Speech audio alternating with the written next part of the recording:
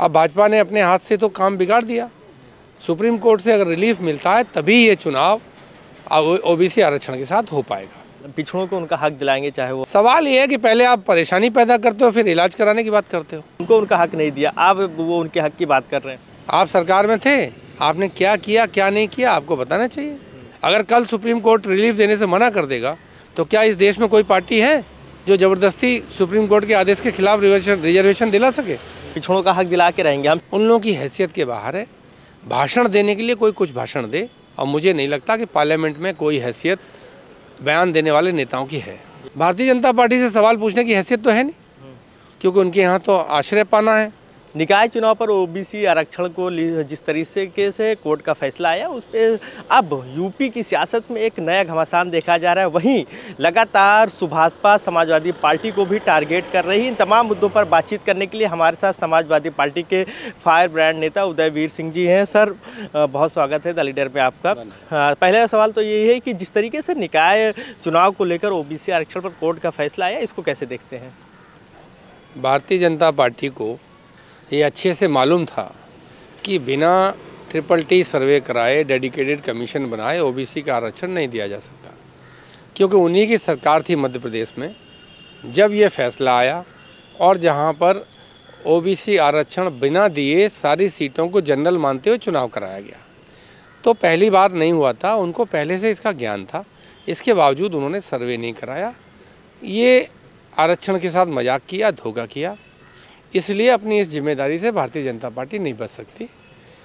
High court ने सही आदेशित कर दिया है कि भारतीय जनता पार्टी को जो मानक हैं सुप्रीम कोर्ट के, उसको पालन करते हुए ओबीसी आरक्षण देने का इंतज़ाम करना चाहिए। अब भाजपा ने अपने हाथ से तो काम बिगाड़ दिया। सुप्रीम कोर्ट से अगर रिलीफ मिलता है तभी ये चुनाव ओबीसी आरक्षण के साथ हो पाएगा, और जिसने धोखा दिया है, जिसने आरक्षण के साथ मजाक किया, उसको जिम्मेदारी भी लेनी पड़ेगी। बीजेपी अब सुप्रीम कोर्ट जा रही है, उनके तमाम मंत्री बयान दे रहे हैं कि हम पिछड़ों को उनका हक दिलाएंगे, चाहे वो ए.के. शर्मा हो या फिर वो केशव प्रसाद मौर्य हो। सभी लोग कह रहे हैं, वो सुप्रीम कोर्ट भी जा रहे हैं। जनमत की जो ताकत है इन वर्गों की, जिनके आरक्षण से मजाक कर रहे हैं, इस कारण से सारे लोग कह रहे हैं। सवाल ये है कि पहले आप परेशानी पैदा करते हो फिर इलाज कराने की बात करते हो। बीमारी क्यों पैदा की आपने? प्रश्न ये है, महत्वपूर्ण प्रश्न है, आपने बीमारी पैदा की क्यों? आप बीमारी पैदा ना करते, आप पहले ही अगर कर देते सर्वे और आरक्षण, तो कोई समस्या ही ना आती।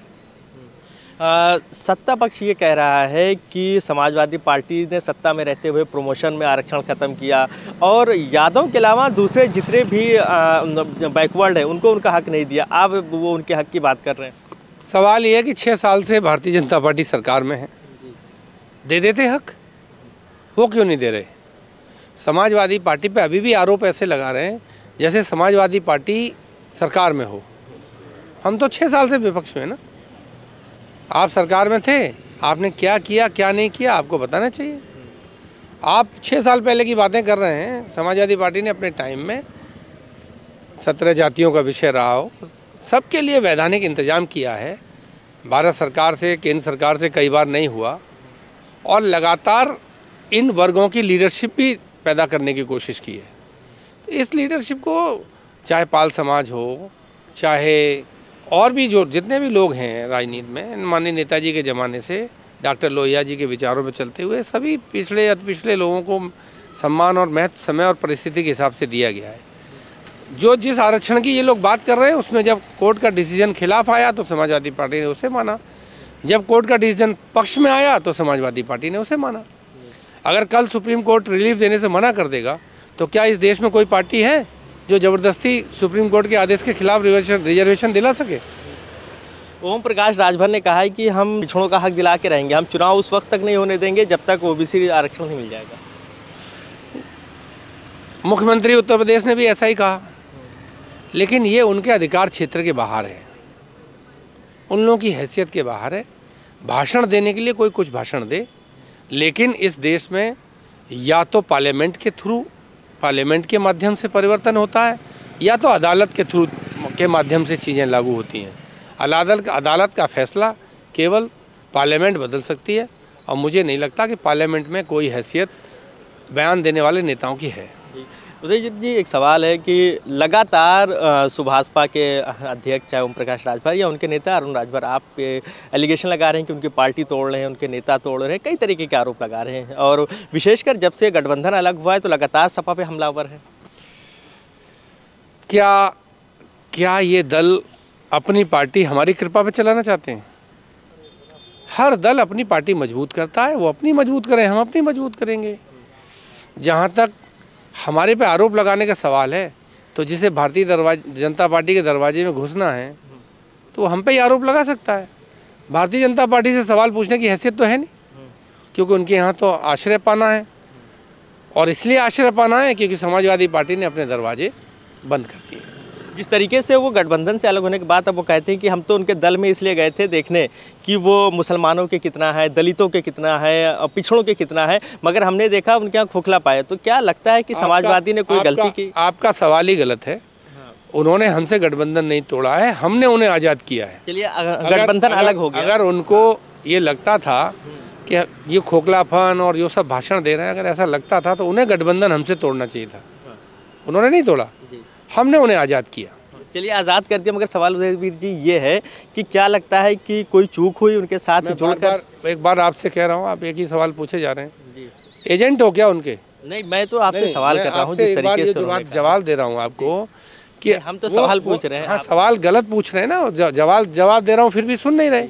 मैं आपको जवाब ये दे रहा हूँ कि अगर उन्हें खोखलापन लगा या वो जैसे कहते हैं कि अति पिछड़ों को हिस्सा नहीं मिल रहा था तो उन्हें हमारा गठबंधन तोड़ के जाना चाहिए था ना।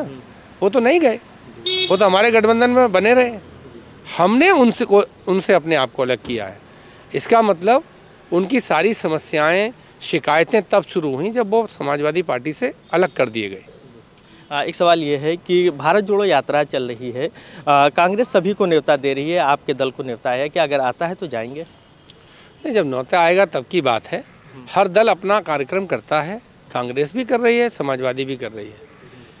ज़रूरी नहीं है कि उनके सब कार्यक्रम में हम हिस्सा लें, क्योंकि हमारे सब कार्यक्रमों में वो भी हिस्सा नहीं लेते। तो उनका अपना दल है, वो अपने कार्यक्रम चलाते हैं, हमारा अपना दल है, हम अपने कार्यक्रम चलाते हैं।